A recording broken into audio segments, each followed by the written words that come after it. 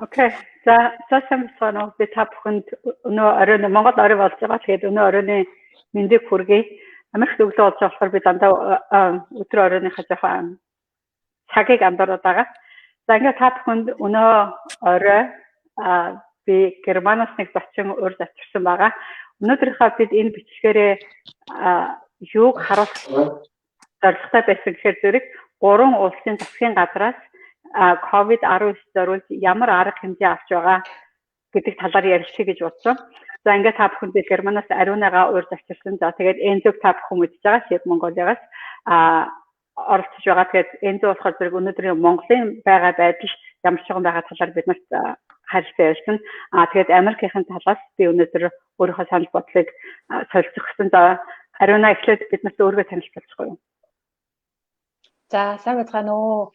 Миний нэр Ариуна. Би Герман улсад 99 оноос ирээд энд их сургууль сураад боловсрол сургууль хүмүүжүүлэх нийгмийн ажилтны мэргэжлэр сураад одоо мэргэжлийнхэн дагуу 11 дахь жилдээ 12 дахь жилдээ ажиллаж байгаа. Тэгээ одоо яг Германы хойд зүгийн Mecklenburg-Vorpommern мужийн Schwerin хотын нэг тийм ер нь бол ойролцоогоор 750 хүнтэй маш том боловсрол нийгмийн халамжийн үйлчилгээ зөвлөгөө үзүүлдэг сургууль цэцэрлэгтэй ийм байгууллагт ажиллаж байгаа. Тэгээ товчхон танилцуулахад юм байна. Германы хойд зүгээс мэдчихэж байна.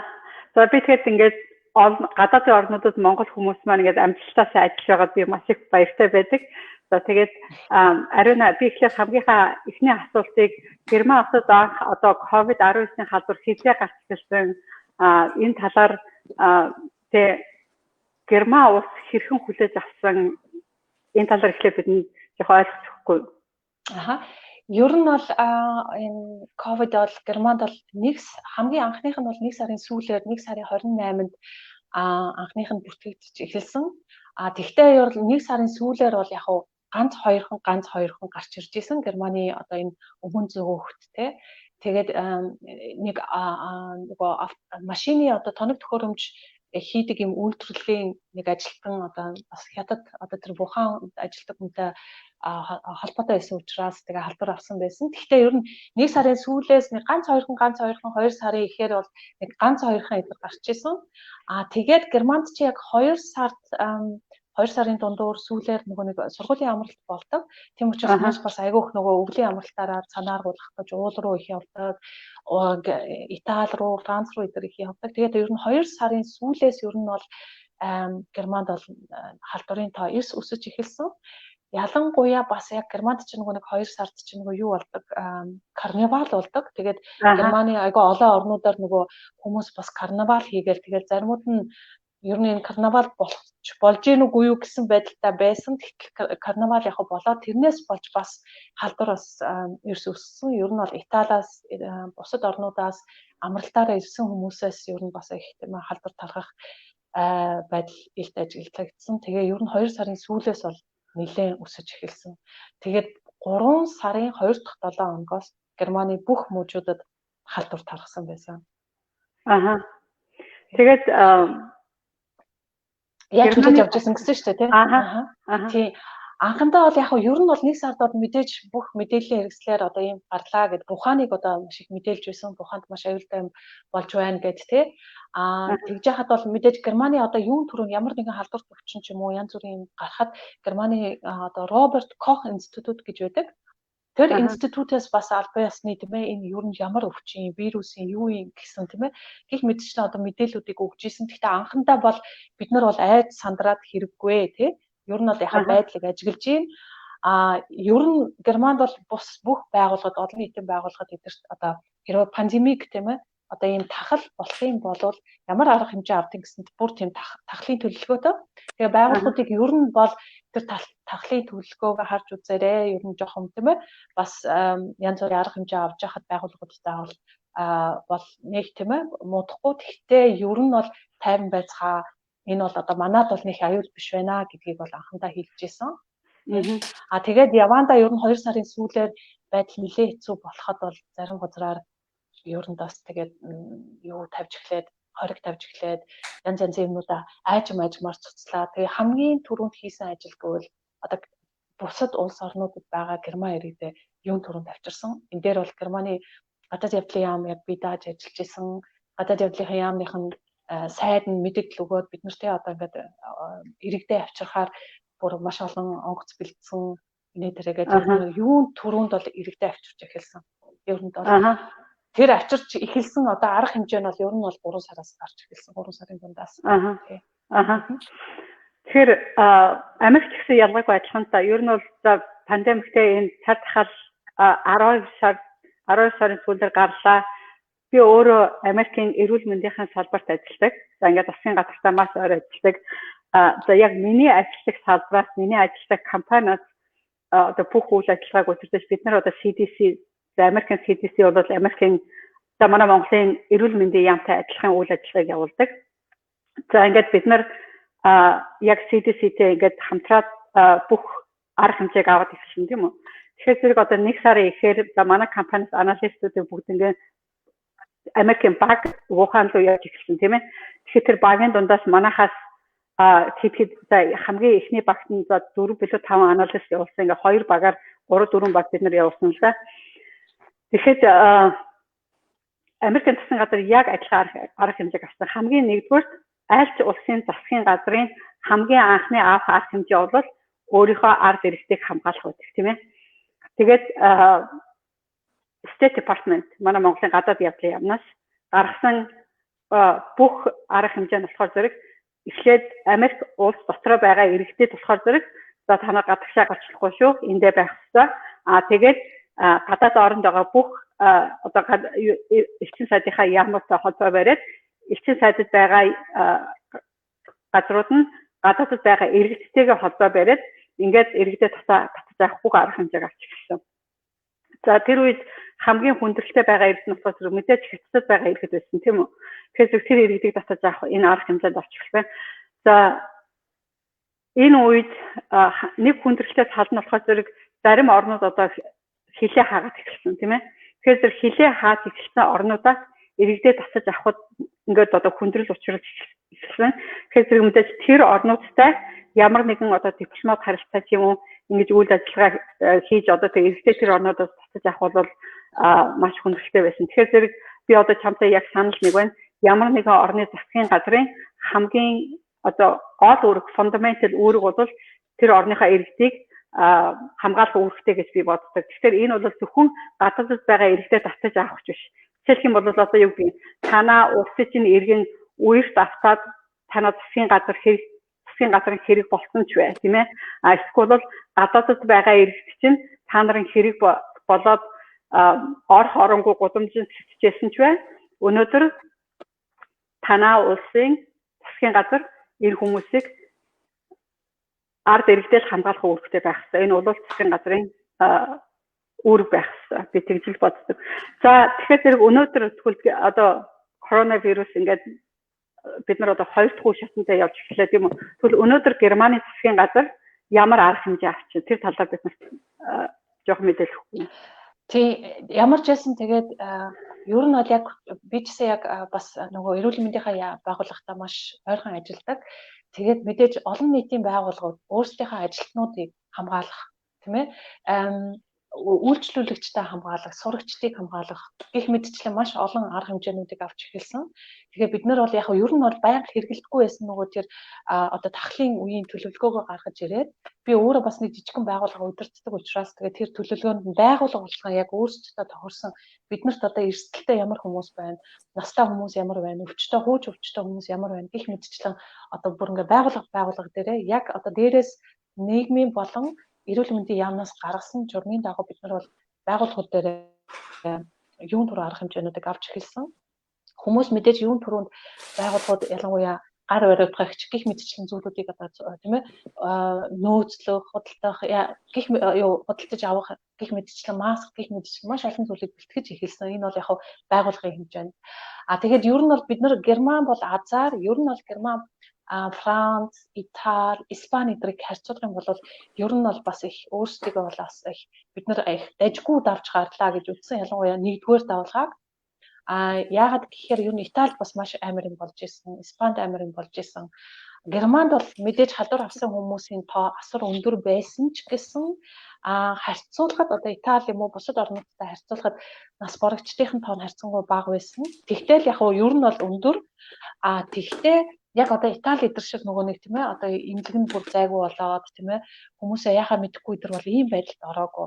Юун түрүү авсан байдал юу гэхээр ялангуяа имлэгүүд бүгдээрээ байж болох хойшлуулж болох одоо мис засал юу гэдэг тийм тэр бүхнүүдээ хойшлуулад зөвхөн одоо маш онцгой одоо зайлшгүй одоо хүмүүсийг авч имжлээд тэгээд имлэг дээр хүн болгон хамаагүй орохгүй гэх мэтчлээ ингээд имлэгийн одоо маш том арга хэмжээ авсан өөрсдийнхөө имлэгийн тоног төхөөрөмжүүдийг бүгднийг бас шалгасан нэмж хийсэн гэх мэтчлээ имлэгийн тал дээр бол тийм арга хэмжээнүүд авч исэн. Тэгээд яг би түрүү хэлсэн бусад Европын орнуудтай харьцуулахад харьцангуй бага байсан гайгүй байсан учраас яг бүр амар те одоо Франц эдэр чинь бол яг тухайн үедээ бол гадаа гарахад бол зөвхөн одоо идэж ухам авах гэж гарна, скол ажилдаа явах гэж гарна. Эсвэл одоо 1-2 цаг өглөөний цагаар одоо настай хүмүүс нь гарна, гүйж болно ч юм уу. Нилээн гарахад бол маш тийм хатуу хориг тогтоож исэн бол Герман бол харьцангуй зүгээрээсэн. Ер нь бол хүмүүс нь гараа явж байсан. Яг нь ер нь бол ихэнх хүмүүс бол гэртээ ажиллаа хийх болсон маш олон тийм ээ одоо үйлчилгээний газрууд бүх юмнууд хаагдчихсэн учраас ерөнхийдөө бол гэртээ байсан. Тэгтээ гадаа бол маш их чөлөөтэй явж болж исэн. Тэгэхээр та нар ингээд гэрээсээ ажиллаа хийгээд болоод байсан чи ер нь бол эдийн засаг ингээд цаашаа явагдаад харьцангуйгаар те эдийн засаг цаашаа өргөжлөлтөд явагдаад байна. Тэгэхээр өнөөдөр Германы засгийн газар одоо эдийн засгаа аврахын тулд ямар арга хэмжээ авсан гэж бодож байна. Тэгээд юун түрүүд ингээд 2-3-7 хоног нэлээ их тийм ээ одоо хамаг юм хаагдсны дараа ер нь бол шууд одоо эдийн засаг тийм ээ ялангуяа жижиг дунд бизнес эрхлэгчид аж ахуй нэгжүүдэд бол хүндрэл учирч байгааг шууд мэдэрч байсан. Ялангуяа ресторан тийм ээ одоо юу гэдэг үйлчлэгээний газар гих мэдчлээ. Тийм учраас юун түрүүнд ямар арга хэмжээ авсан гэвэл манай нөхөр өөрөө бас яг хувийн компани да. Манай нөхрийн хувийн компани бол яг энэ үед бол яг таг зогссон ямар ч одоо тийм ээ ажил байхгүй байсан. Тэгээ юу гарч ирсэн бэ гэвэл Германд байгаа жижиг дунд үйлдвэр эсвэл одоо хуваараа ажил эрхэлдэг хүмүүс байдаг шүү дээ. Одоо хувийн мэргэжилтэнгүү гээд тав хүртэлх хүнтэй хүмүүс компанид аж ахуй нэгжүүдэд шууд одоо буцалтгүй тусламж гэж 9,000 евро өгсөн. 10 хүртэлх одоо хүнтэй компаниудад бол 15,000 евроны шууд одоо буцалтгүй тусламж өгсөн. Тэгээд угаасаа манай нөхөр өөрөө ч гэсэн ер нь байгууллага болгон компани болгон мэдээж энэ одоо мөнгийг авахын тулд одоо өргөдөл өгнө. Тэгээд тэр өргөдөл нь бас яг одоо зохих ёсны одоо вебсайтууд дээр маш тодорхой гараад тэгээд тэр өргөдөл нь бол ер нь харж байхад бид нар бодохдоо ер нь бол ямар нэгэн юмныг одоо тэг өргөдөл өгөөд авахын тулд айгүйх олон асуулт юм хариулдаг шүү дээ. Тэгэхээр тэр ерөөсөө нэг л хуудас зүйл байсан маш ойлгомжтой, маш тодорхой. Тэгээд Герман юуг илүүчилжсэнгүй бол юун түрүүнд одоо ингээл хүмүүстэй эхлээд туслаах тийм ээ санхүүгийн болон одоо юу гэдэг дараа нь одоо шалгах барих юу гэдэг тий тэр ажиллагаа ингээд тэгэл ерөөсөө тэр өргөдлийг өгөөл хүмүүс бол компаниуд бол мөнгөдөө авч ирсэн. Энэ бол гэхдээ одоо жижиг дунд үйлдвэрүүд дээр том компаниуд ч юм бол бас нөгөө ажил зохисны үүднээс ажилчдын цалинг бас тавих урсгал зардлаа төлөх эдгээр тийм ээ боломжгүй эдгээр болсон үед нь бол том компаниудад Герман бол нийлээд ер нь 600 сая евроны одоо тийм юу төсөв тусгаад том компаниуд тэнцэнээс одоо өөрсдийнхөө урсгал зардлыг төлөх юу гэдэг энэ мөнгнүүдийг бол одоо өргөдлөгөөд авч болж исэн. Тэрнээс гадна нөгөө нэг одоо энэ том компаниудын одоо альваа газрын одоо ажилтнуудаа авч үлдэхийн тулд Германд нэг Codes Arbeit гэж ийм нэр томьёо гарч ирсэн. Энэ юу гэхээр одоо төр ажилгүйдлийн мөнгө гэдэг. Тэгэхээр нөгөө тухайн компани нь одоо яадаг чи 1-2 сар үйл ажиллагаанд зогсоод ажилтнуудынхаа мөнгийг одоо цалин тавьж чадахгүй болоод улс тэр хүмүүсийнхаа одоо нөгөө авч байгаа цалингийнх нь одоо цэврээр авч байгаа цалинг хамаг татвараа төлчөөд цалингийнхаа 60%-ийг улсаас одоо төр ажилгүйдлийн мөнгө гэж авсан. Хүүхдтэй хүмүүс нэгээс дээш хүүхдтэй хүмүүс бол 67%. Гэхдээ энэ нь болохоор 1-3 сарын хугацаанд 4 дахь сараас нь бол энэ хувь нь ихсэж эхэлсэн 70%, 77%. Бүр 7 дахь сараас нь бол бүр 80-87% гэж хувь нь ихссэн. Тэгээд саяхан Германы засгийн газар юу баталсан гэхээр одоо энэ нөгөө нэг курс аваад энэ төр ажилгүйдлийн мөнгийг бүр 2021 он хүртэл одгохоор одоо энэ юугаа сонгосон байгаа. Энэ бол бас их чухал ажлууд байсан юун түрүүнд компаниудад. Тэгээд зөвхөн одоо юу компаниудаас гадна оюутнууд бас маш их хэцүү байдалд орж ирсэн тий. Тэгэхээр оюутнуудаа бас тусгаалan бас оюутнуудад өшөө нөгөө нэг юуг үзэл хүүг үзэл олгосон тий. Тэгээд тэр зээлийг зөвхөн Германы оюутнуудад биш Яванда бүр одоо Германд сурж байгаа гадаадын оюутнуудаас олгох юм боломжуудыг олсон. Тэгээд тэр авсан зээлээ маш удаан хугацаанд хүүгүү одоо тийм ээ зээлээ одоо маш удаан хугацааны дараа хэдэн жилийн дараа ч гэсэн төлж болохоор тийм зээлүүдийг гаргаж ирсэн. Тэгвэл яг мэдээж одоо энэ тэр зээлнийх нь хүү нь бол одоо тодорхой хугацааны дараа 21 онд ч юм уу тийм ээ тэр хүү нь бол богинохоо одоо маш бага хэмжээгээр хүүтэй байхаар тэгж гарч ирсэн. Гэх мэтчлэн маш тодорхой шууд авч болох одоо санхүүгийн тусалцаануудыг үзүүлж байсан. Тэгээд хүүхдийн мөнгө нэмэх гээд байгаа. Тэгээд татвараас одоо нөгөө хөнгөлөх, чөлөөлөх гэх мэтчлэн тэрнээс гадна бас зарим хүмүүс нөгөө нэг хүмүүсийг одоо яадаг чи мөнгөө төлж чадахгүй болсноос байраас нь гаргацдаг тохиолдол байдаг шүү дээ. Тэгэхээр ингэж одоо нөгөө нэг байр хөдөлж байгаа хүмүүсийг ингэж хүмүүсийг хамаагүй байрнаас нь гаргаж болохгүй гэсэн хууль гаргасан. Гэх мэтчлээ ер нь бол маш олон зүйлийг хийсэн. Тэгэхээр ерөөсөө би Германы засгийн газрын ачаага арга хэмжээг ингээд эмхтгэхэд харах юм бол ерөөсөө бизнесийнхаа сектортэй бизнесийнхаа сегментэд маш их арга хэмжээ авсан байна тийм ээ. Тэгэхээр одоо ажлын байрыг бий болгох, хөрөнгө оруулалт хийх, тэгээд одоо татвараас чөлөөлөх, хөнгөлөх гэх мэтчлэнгээр ингэж мэдээж одоо эдийн засгаа илүү их арга хэмжээ авна тийм ээ. Тэгжээж эдийн засаг эргэлтэнд орно. Мэдээж ингэж бид нар одоо энэ эдийн засгийн хямралаас гарна. Тэгэхээр хөгжиж байгаа орнууд иймэрхүү арга хэмжээ авчих юм байна. За тэгэхээр энэ дээр нэг зүйлийг хэлэхэд бол Германд бол энэ түүхэндээ тийм ээ гарч байгаагүй ийм одоо тусалцааны сан одоо ийм одоо компаниудыг аврах одоо маш тийм түүхэнд гарч байгаагүй үйл явдал болж байгаа гэж бас үзэж байгаа. Маш их мөнгийг бол тийм ээ зарцуулсан. Одоо зөвхөн одоо энэ нөгөө нэг жижиг дунд үйлдвэрүүдийг аврахын тулд 50 миллиард евроч тусгах юм уу? Тэ энэ компаниудыг аврахын тулд 600 миллиард гэх мэтчлэн ингээд маш их өргөн хэмжээний одоо түүхэндээ байгаагүй одоо ийм тусалцааг үзүүлж байгаа гэснээр онцлогтой. Тэгээд бас дээрэс нь хэлэхэд мэдээж татвар матраас чөлөөлөхөөс гадна бас хүмүүст одоо энэ ялангуяа том компаниудад маш бага хэмжээний одоо маш бага хүүтэй зээлүүдийг олгох ийм боломжуудыг бас нээж өгсөн.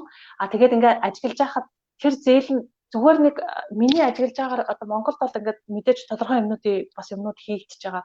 Тэгэхдээ тэр нь яаж хийх вэ? Яаж хүн дээрээ очих уу гэдэг нь нэлээд тийм ойлгомжгүй байгаад байдаг юм шиг надад санагддаг. Энд бол ер нь харьцангуй ойлгомжтой байсан. Жишээлбэл компаниуд өөрсдөө ингээд за би энэ зээлийг авах үнэхээр боломжтой юу гэдгийг асуултаар нь үзэл за боломжтой байна гэвэл юугаа тавиал өгөх жишээ. Тэрнээс гадна бас Германд одоо нөгөө нэг нэмэгдсэн өртгийн татвар гэж байдаг шүү дээ тийм ээ. Германд бол 19% байсан. Тэгээ сая энэ ковидын үед бол 16% болгож буулгасан. Яагаад гэхээр хүмүүсийн одоо ард иргэдийн бас нөгөө нэг худалдан авах сонирхлыг нь бууруулахгүй тул нэмэгдсэн өртгийн татвараа буулгасан байгаа. Тий. Тэгэхээр Америкч гэсэн бас ер нь бол ойролцоо арга хэмжээ авч ирсэн. За би Америкт энэ бол миний 2 дахь удаага харж байгаа одоо эдийн засгийн хямрал би өмнө нь 9 сарын 11 болохоо те яг адилхан ийм эдийн засгийн хямралыг харж байсан. За тэр үед одоо Америкийн засгийн газар энэ шиг ийм сайн арга хэмжээ авч чадаагүй. Тэгээд тэр хямралаас гарахын тулд Америкт одоо 5-6 жилийн чадлага гарсан. За энээсээ мэдээж Америкийн засгийн газар одоо нэлээд сургамж авсан тийм ээ. Одоо тэрнтэйгээ харьцуулахад энэ удаад одоо илүү их арга хэмжээ авсан. Одоо 3 триллион доллар гэдэг чинь одоо 3 тэрбум 3 их 80 доллар гэсэн үг тийм ээ. Долларын одоо зарцуулж эхэлсэн. За 3 их 80 доллараас одоо 1.8 их 80-ыг нь бизнесийнхаа секторт зарцуулсан байна. За мэдээж нэг одоо small жижиг дунд үйлдвэртэй чинь эндээсээ одоо 80 хэдэн үгийн жижиг дунд үйлдвэртэй зарцуулсан гэх юм уу тийм ээ. Тэгэхээр одоо яг Германы засгийн газартай адилхан Америкийн засгийн газар яг адилхан арга хэмжээнийг авсан. Жишээлх юм бол одоо зээл тусламжууд нь чинь зээл үүсгэн гэж тийм үү. Тэгэх юм бол жилийн 2.5-аас 3% хүүтэй 20-30 жилийн хугацаатай зээлүүдийг жижиг дунд бизнесэд өгсөн. Тэр бол маш боломжтой зээлүүд байгаа ч тийм ээ. Тэгэхээр өнөөдрийн арга авч байгаа Америкийн засгийн газраас авч байгаа арга хэмжээ бол яг ялгааг бодлоо. Бид нар өнөөдөр одоо нийгмийн халамжинд өгөөд юу гэдгийг тэр ээж тэдэн төгрөг яах юм бэ? Өнөөдөр энэ хүн 10,000 төгрөг 100,000 төгрөг авлаа идээд дуусна. 12 сар дуслаад 1 сар бид нар эргээд яах юм тийм ээ. Тэгэхээр зэрэг хамгийн гол нь өнөөдөр энэ засгийн газруудын авч байгаа арга хэмжээ болохоор зэрэг ерөөсөө ажлын байрыг бий болгох, хүмүүсийг ажилтай болгох тийм л гол зорилготой. Ажлын байрыг хадгалж үлдэх тийм. Ажлын байрыг хадгалж үлдэх. Тэгэх юм бол хүнд талах өгчөөснөөс талах барихыг нь заагаад өгөх гэж үг байгаа тийм ээ. Гол нь яг тэрэн дээрээс л үндэслэж бүх арга хэмжээг авсан. Тэгээд үлдсэн 61% нь болохоор зэрэг Америкийн засгийн газар ерөөсөө бизнесүүдэд зарцуулсан. 22% нь болохоор зэрэг state тийм ээ мужуудынхаа засгийн газар төгсөн байгаа. За тэр мөнгө нь болохоор зэрэг яг л одоо цэцэрлэг сургууль гэдэг гэх мэтийнхаа зүйлсүүдэд зарцуулагдана. За үлдсэн 17% нь болохоор зэрэг нэг 75,000-аас жилийн 75,000-аас доош орлоготой хүмүүст $1,200 чек өгсөн байгаа. За мэдээж энэ бол Америкт одоо хоёр нам байдаг те нэг нь ардчилсан нам нөгөөх нь одоо Republican нам манай Монгол улсуудыг ардын нам гэх юм да тийм ээ. За энэ болохоор зэрэг ардын намаасаа бол нэлээх шүүмжлэлт хүлээсэн. Ардын нам болохоор зэрэг хүмүүс одоо ингэж каштай мөнгө өгөхийг хүлээн зөвшөөрдөг. Гэхдээ энэ демократ намаас илүү шахалт үзүүлж энэ өгсөн юм уу байгаа. За ингээд 17% нь энэ чекээр одоо каш бэлэн мөнгөөр тарааж өгсөн ийм мөнгө байгаа. За Америкийн засгийн газраас авсан арга хэмжээ бол ерөнхийдөө юм. Гэхдээ ер нь бол ихэнх хувийг нь бизнесийнхаа секторт зарцуулж гаргасан мөнгө байгаа. За тэгэхээр бид нар Монголын засгийн газраас авсан арга хэмжээг энэ хэмжээний талаар багтаг мэдээлэл авсан байгаа тийм ээ. Тэгээ энэ талаар бид нарт нэг жоохон мэдээлэл өгөхгүй юу? За миний Viber уучлаарай сахаа жоохон гацаад байна. Тэгээд ерөнхийдөө бол Монголд хамгийн анхны корона бол 3 сарын 10-нд илэрсэн шүү дээ. Франц улсын иргэнээс илрээд. За тэгээд Монгол улс бол ерөнхийдөө бол 2 сарын сүүлээр бараг 27-нд байгаад хилээ хаасан тийм ээ өөр бусад улс орнуудтай болон Монгол улсынхаа иргэдэд хилээ хаасан байгаа. Тэгээд энэс хойш одоо нийт одоо бол 6-7 сар өнгөрчлөө тийм ээ. Тэгээд энэ хугацаанд бол яг корона дийгдээд за тэгээ хамгийн анх авсан одоо арга хэмжээ гэх юм бол мэдээж хилээ хаасан. За тэгээ төр засгаас иргэдтэй ямар тусламж үзүүлсэн байх гэхээр нөгөө нэг юу гэдэг яг нийгмийн даатгал одоо халамжийн чиглэлээр бол хүүхдийн мөнгө тийм ээ. Хүүхдийн өмнө 20,000 төгрөг Монгол улс өгдөг байсан бол энийг одоо эх оны 12 сарын 1 хүртэл одоо энэ оныг дуустал гэж баталсан байгаа сар болгон 100,000 төгрөгөөр баталсан. За тэгээ халамжийн тэтгэврийн мөнгийг бас 100,000 болгосон. За тэгээд хөгжлийн бэрхшээлтэй хүүхдийн тэтгэмж гэж бас өгөхөр болсон тийм ээ. За энийг 100,000 гэсэн байна. За тэгээд хүнсний толон гэдэг. Би нөгөө бас уучлаарай нөгөө нэг өөрөө яг нөгөө тухайн үед бас би өөрөө гадаад улсад байсан, Япон улсад байсан учраас яг ингээд ерөнхийдөө өөрөө мэдээллийн шинжтэйгээр яг ингээд мэдээллүүдийг авч байна. Тэгээд тэрнээс хойш мэдээж авсан тэгээд зөндөө ингээд зүйлсүүд өөрчлөгдсөн тийм ээ. Яг миний мэдж байгаагаар бол одоо жишээ нь бас нэг тухайн үед яг малчтад бас тэтгэм нөгөө мал бүрийн тоогоороос тэтгэмж гэж ямааныхын тоогоор илүү те нэг ямаанд 20,000 төгрөг жилээ. Тэгээд хүүхдийн мөнгө 100,000 болгоод ч юм уу. Ингээд явж байгаад тэгээд одоо өнөөдрийн одоо энэ 9 сартаа золгочоод байна. Гэтэл одоо Монгол улсад бол гадаад улсад гацсан одоо хүртэл анх л 10,000 орчим байсан. Гэтэл одоо ч гэсэн ингээд 10,000 орчим хിവэрэ байна. Тэгээд чартер нислэг мэдээж гаргасан тийм ээ. Тэгээд 3 сард нэг байгаа, 4 сард байгаад тэгээд ер нь бол 5-6 сард жоохон эрчим буураад 7 сараас одоо ингээд нислэг бас овоо ингээд нэмэгдээд иргэдээ авч байгаа. Гэхдээ өнөөдрийн одоо энэ бүх хугацаанд хамгийн гол нь нөгөө нэг яг миний үзэж байгаагаар шүү дээ Монгол одоо бид сая хоёр ингээ яриагаа сонслоо тий. Альва улс ингээд хамгийн түрүүний түрүүнд одоо иргэнэ боддог тийм ээ. Гэтэл манай улсын засгийн газар болохоор одоо яг мэдээж бас Монгол улс маань цөөхөн одоо хүн амтай 3 сая гэж яриад байгаа. Тэгээ тухайн үед гадаадд гацсан ч юм уу зорцсон байсан иргэд маань юу юугүй бас ингээ их орон руугаа зориоггүй. Тэгээ мэдээж шийдвэрээ ингээ дагаад ингээ хүлээсэн 3 4 5 сар хүртэл 6 сар хүртэл хүлээсэн. Гэхдээ энэс хойш ерөөсөө ингээ авч байгаа шатаралтай авч байгаа арга хэмжээнүүд нь арай илүү удаасаад ингээд сунжраад ингээд судалгаа нь яг хөө миний харж байгаагаар мэдээж одоо бүх улс орон энэ коронавитайгаа эвлэрээд тийм ээ одоо ингээд эдийн засгаа авраад дараагийнхаа ингээд шатанд ингээд шилжээд явж байгаа гэсэн авчиг Монгол улс 2 сард яг ямар байдалтай байсан тэр хүртэлх одоо байдалтайгаа байгаад байна. Тэг би бас ингээд Японд өөрөө гацаж байгаад ирсэн Япон улсын хувьд ч гэсэндээ бас эдийн засгаа аврах бодлогод явуулж исэн те тэрийг ингээд Монгол улстай харьцуулаад үзэхлээр ингээд бас ингээд шал одоо өөр байгаад байгаа байхгүй юу. Тэгээд яг хоо тийм байна. Тэгээд мэдээж эдийн засгийн задаргаануудыг бас хийсэн байгаа тийм ээ. Ингээд нийгмийн даатгал халамжийн хэсэг за тэгээд татвар хөнгөлөлтийн хувьд тэгээд цар тахлын эсрэг бэлэн байдлын хувьд бас хичнээн төгрөг зарцуулсан байгээд за тэгээд эрүүл мэндийн салбарт тэгээд ингээд нийтдээ бол одоо ингээд 3 их 80 төгрөг одоо Монгол улс зарцуулсан гэж одоо энэ тооцоо гарсан байгаа. Тэгээд бид нар тэр нөгөө фэйсбүүкээс ингээд одоо энэ одоо тэгээд ингэсэн байгаа шүү дээ мөнгөийг чинь гадаадын улс орнуудаас тийм ээ зээл тусламж бас ингээд ковидтай холбоотойгоор ингээд хандив тусламж авсан одоо бидний тооцоолоор бол нэг их 80 төгрөг байгаа тийм ээ. Тэгэд энэ мөнгө ингээд хаашаа зарцуулагдаж хэнд очив гэдэг дээр бол биднэрт маш том асуудлын тэмдэг болчоод тэгэд энэний ингээд мөрөөр ингээд явж байгаа. Тэгээд яг нь миний хувьд бол ингээд Монгол Улсын засгийн газар нэг юу гэдэг нь яг юм тодорхой ингэсэн тэгсэн гэсэн юм бол яг үүндээ байхгүй байгаад байгаа. Аж ахуйг дэмжих яг бас нийгмийн даатгалын тал дээр бас 4 сарын тэгэнд яг ингээд одоо юу гэдэг нь бас арга хэмжээ авч байсан боловч энэ нь бас ингээд боломжгүй тийм Монгол Улсын төсөв баг гэдэг утгаараас буцаагаад тоцолсон байгаа. Тийм. За тэгээд яг нарийн тооцоололтой мөнгө ч өөрөө бас ярьж болох гэж бодож байна. Энэ зөв энэ дээр нэг зүйл асуумаар байна. Одоо жишээлбэл Герман улсын санхүүгийн яам ч юм уу тийм ээ бүх одоо сайдуудын одоо яг албан ёсны сайдуудаас тийм ээ яамнуудын сайд хуудаснуудаас ингээд яг энэ мэдээллүүдийг авч олж байгаа байхгүй. Жишээлбэл одоо тэрэндээ тэдэн мянган евро зарцуулж ингээд нэг төсөв гаргана шүү дээ. Монголд одоо яг одоо бид нар энэтэй энэ гэсэн одоо анхны тийм төсөв гаргасан төлөвлөгөө үзэж болох юм уу, харж болох юм уу?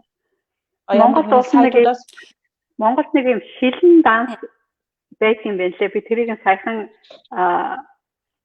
мөнх цэлмэг бичлэгт өнгөрсөн 7 хоногт ороод мөнх цэлмгээр би тэр вебсайтыг олуулаад орсон. Тэгээд одоохондоо гэхдээ яг би одоохондоо тэр хамаагүй шүүж болохгүй л дээ. Би өөрөө сайн орж ингэж шалгаж үзээгүй болохоор тэгэхээр тэр нь тийм одоо user friendly гэдэг чинь тийм ингээд хүмүүс ороод юмыг ингээд үзэж шалгаад ингээд үзчих тэгэхэд бол маш хэцүү. Айгүй тийм төөрөгдөлтөө. Тэр гэхдээ тэр бол Монголын ер нь бүх вебсайт амар төөрөгдөлтөө шүү дээ тийм. Бүр банкны ч гэсэн ямар юу ч гэсэн хүмүүс ингээд албаар ингээд төөрөгдүүлэх зорилготой хийсэн юм шиг. Гэхдээ яг хөө тийм л вебсайт юм байлаа. Гэхдээ тэрийг яг хөө би нэг өдөр завтаа болохоор орж үзээд яг хаана нь юу байгааг нэг олъё гэж би бол бодож байгаа. Гэхдээ яг Монголд нэг тийм шилэн банк бол байт юм байлаа. Германд бол яг одоо бүх тэр нөгөө нэг яамнуудын одоо албан ёсны одоо вебсайтууд дээр нь ерөнхийдөө бүхэл энэ холбооны одоо улсын хэмжээнд авж байгаа одоо бүх мужуудад авж байгаа эсвэл муж болгон өөрсдийнх нь тэдэн одоо миллиард еврог тийм зарцуулж ингээ бүр схем болгоод эсвэл PDF файлаар бүгднийг маш ингээд ойлгомжтой бичсэн байгаа хин ч ороод харж болно. Тий. Тэрнээс гадна бас Европын холбооны сайтууд дээр ч байсан одоо бид нар зөвхөн эхлээд одоо тийм ээ Герман улс өөртөө арга хэмжээ авч эхэлж исэн бол тэрний дараа нь Европын холбооны улсууд чинь нийлж маш олон хоног бүр тэд нар чинь шүн төлөөр нойр холохгүй хуралдаж исэн. Тэгээд одоо Европын холбоон доторх санхүүг өөрсдийнхөө орнуудыг тийм ээ Европын холбооны орнуудад ямар туслалцаа авах үгээд тэгээд бас маш өндөр тоо гарч исэн баг 350 болон 750 их 80 евро ч л одоо энэ тооных нь яг ингээд хэлэхэд гэхдээ ер нь бол түүхэндээ байгаагүй маш их том төсвийг тусгаж ийсэн. Тэдний зүгээр ингээд онцлж хэлэх нэг зүйл нь тэдний улсууд ингээд зүгээр заа маа гэж тусламж өгөх биш. Энийг яг юунд зарцуулах вэ? Энийг яаж шилэн байлгах вэ? Энийг яаж маш тийм ээ тодорхой ингэж одоо нээлттэй байлгах уу гэдэг тал дээр улс орнууд бол нэлээд хэсэг мэтгэлж жагаад тохирцсон тий.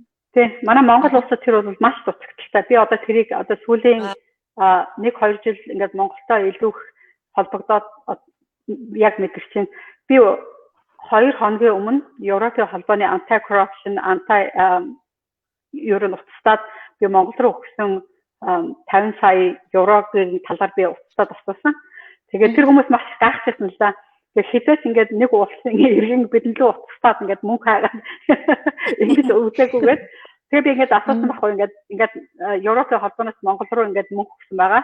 Тэгээд мэдээж нэгдүгээр би тэр хүмүүс маш их баярлсан. Ягаад гэвэл манай Монгол улсын иргэдэд манай 3 сая хүн тэр мөнгө маш их хэрэгтэй. Тийм ээ?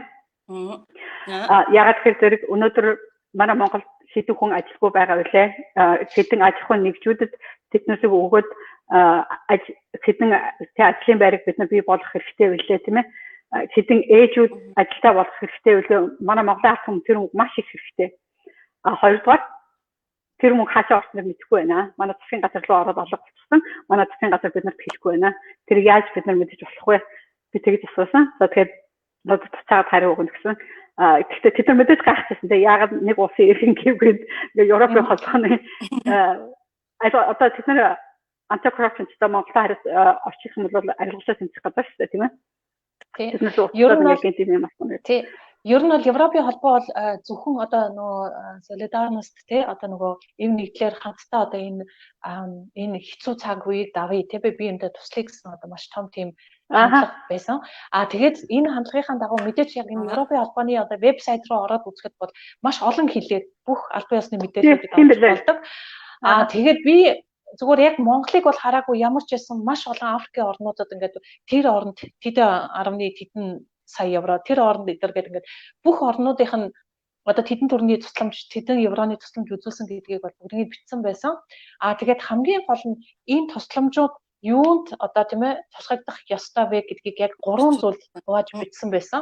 Тэгэхээр одоо мэдээж одоо энэ COVID-19-с хамааралтай гарч буй үр дагаврыг аль болгох одоо сөрөг үр дагаврыг аль болгох багасгах, хохирлыг нь аль болгох багасгах, юун төрөнд жижиг дунд үйлдвэр жижиг бизнес эрхлэгчид одоо хувь хүмүүс тийм ээ бизнес эрхэлдэг хувь хүмүүс энэ хүмүүстэй зориулах ёстой гэж бүр бичсэн байсан.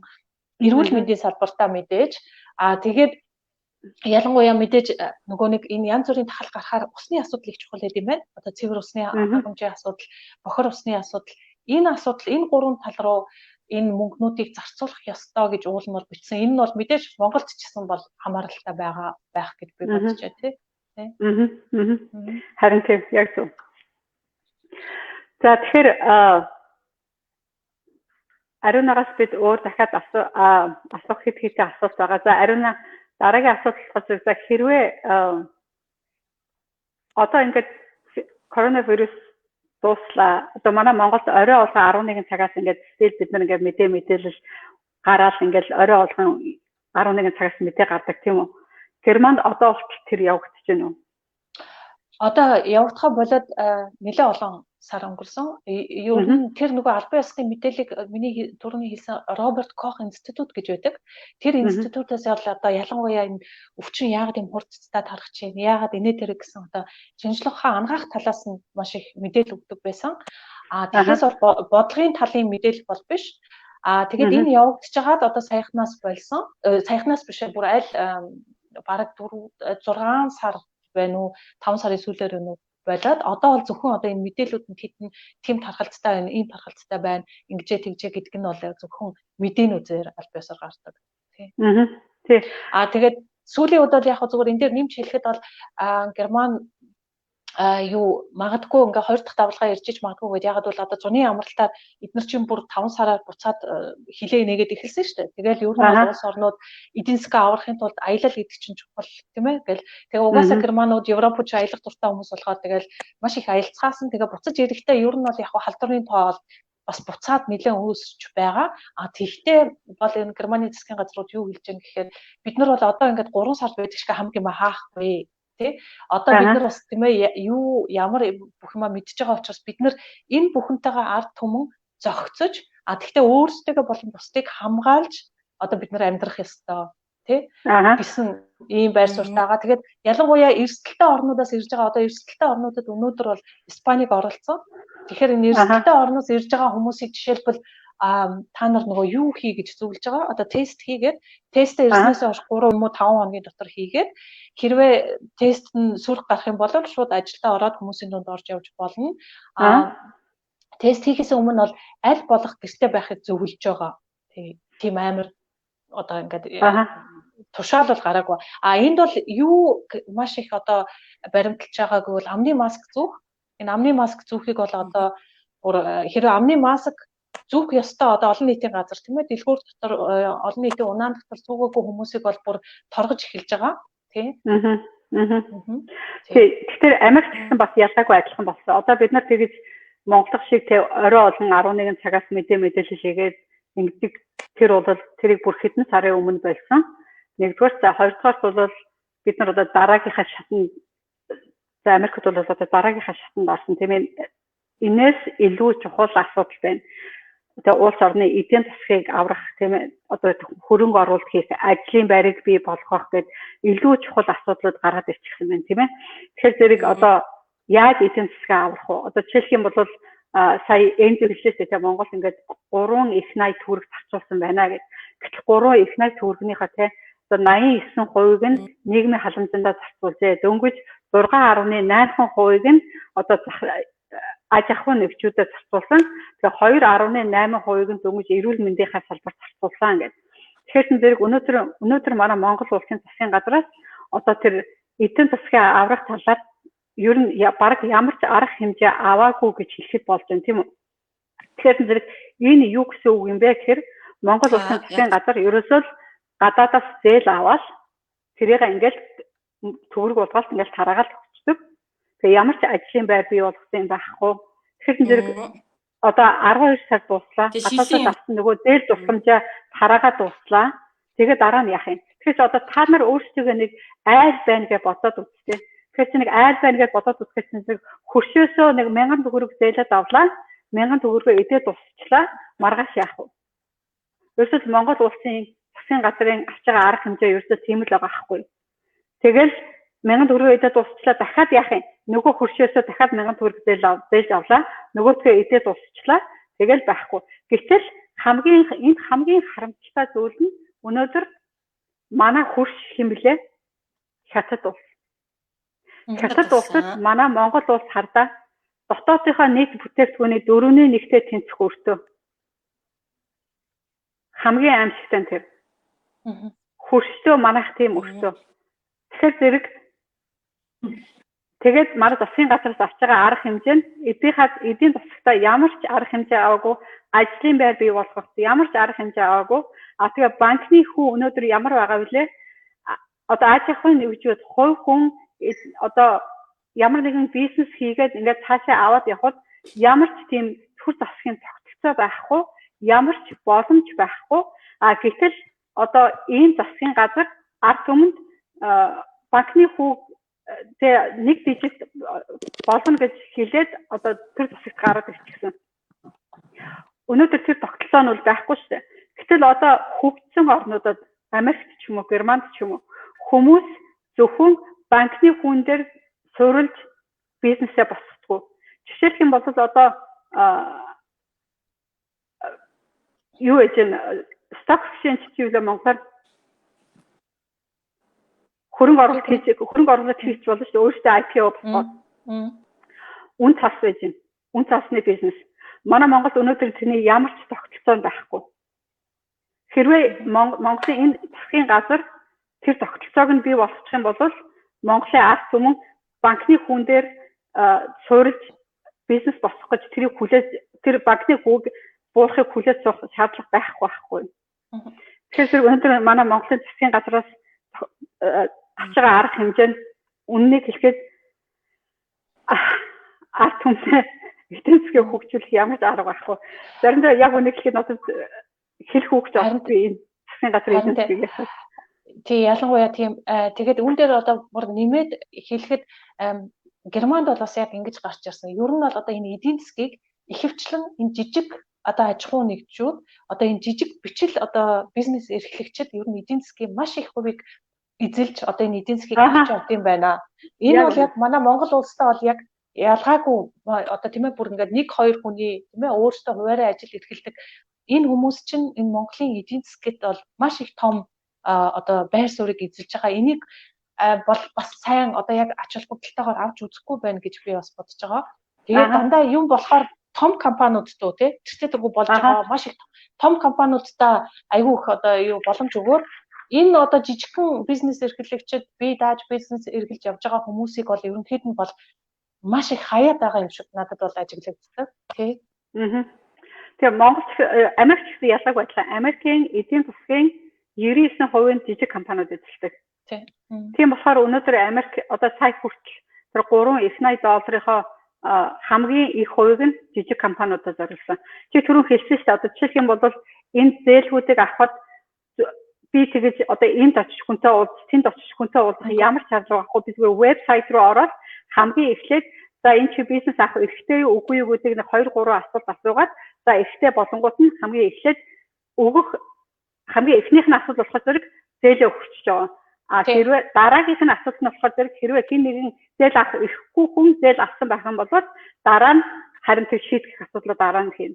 Америкт бол яг Америкийн засгийн газар яг адилхан арга хэмжээ авсан. Яг ер нь зээлээ өгчүүд хамгийн эхлээд зээлээ өгчүүд мэдээ зээл авах эсвэл хүмүүс зээл авсан байгаа шүү дээ тийм ээ тэр бол гэмт хэрэг Америкт маш бага хэмжээгээр бол гарсан ялангуяа одоо нөгөө одоо компаниуд тийм ээ өөрөө компани биш мөртлөө тэр богино хугацаанд айгүй хурдан компани байгуулад жишээлбэл зээл одоо тэр тусламжуудыг авсан маш цөөхөн тохиолдол гарсан мэдээж сайн мунтай юмнууд байна тэрнээс гадна одоо стартап компаниудад бас зориулж тусад нь бас тодорхой хэмжээний бас юу өгсөн яагаад бол тэд нар чи яг үйл ажиллагаагаа эхлүүлээд явж исэн тийм учраас бүр тусад нь стартап компаниудад одоо угаасаа байгуулад нэлээд хэдэн жил болсон компаниудаас тусад нь бас одоо санхүүгийн тусламж үзүүлсэн. Америк тэр тийм хийгээгүй тэр чинь бас айгүй сайн юм хийсэн байна. Тэгэхээр Америк би түрүү хэлжсэн тэр мэдээж гэмт хэрэг Америкт гэсэн гарцал таараа харин гарсан тэр тохиолдол гарсан тэрч байцгаа зээлэг аваад Ferrari аваад унцсан хүртэл гарсан. Тэгэхээр тэснийхэн дараа Трампын хийсэн нэг зүйл нь болохоор хэрвээ та нар Америкийн засгийн газар худлаа гэж зээлэг авч ингэж мөнгө зайлаа авсан бол шоронд орох хүртэл хуультайгээд FBI одоо холбооны мөрдөх тавчаа та нарыг хүсгэж байгаа гэсэн тийм хууль гаргасан. Мэдээж хэрэгцээ гаргахад одоо мэдээж худлаа заллангаар зээл авсан хүмүүс нь буцаад хөлгөнд төжилсэн л.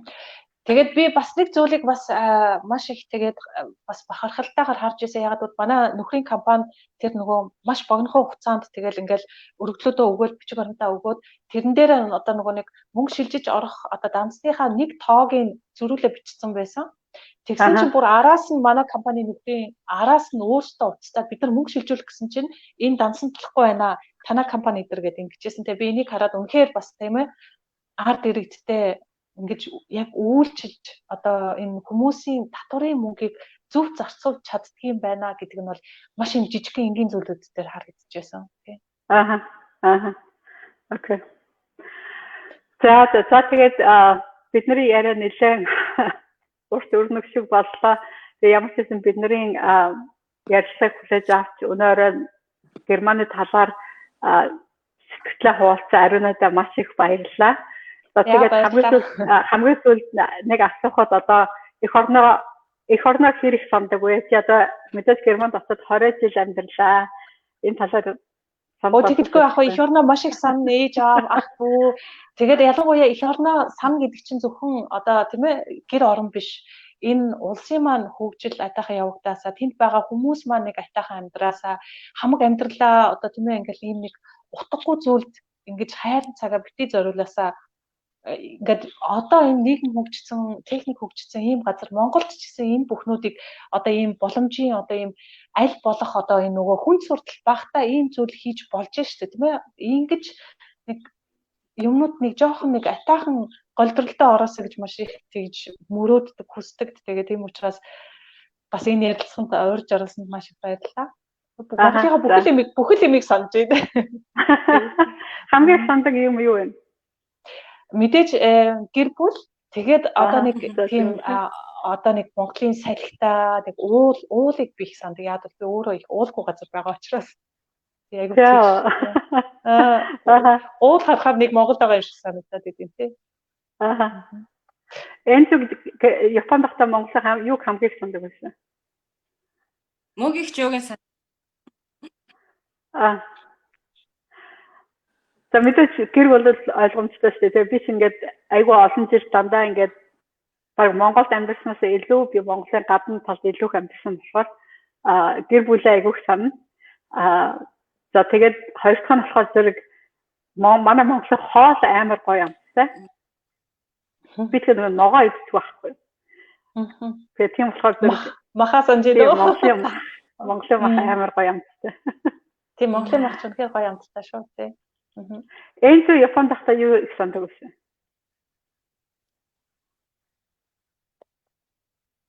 Байна уу? Жохон тасарч хамгийн сансан. Тэгээд мах. Юу гэ? Сая тасарчлаа гэхэд хэлдэ.